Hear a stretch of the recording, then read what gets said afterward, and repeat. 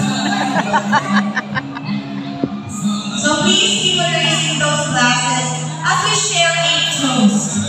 This is a toast for new beginning. Tubig, no? For more long, more years to come. And a lasting marriage with many, many, many, many children to come. So cheers, everyone! And may this love last forever. Bottoms up! And let's enjoy the rest of the afternoon. Tubig niyo, Drego sa kanay mo, Gre.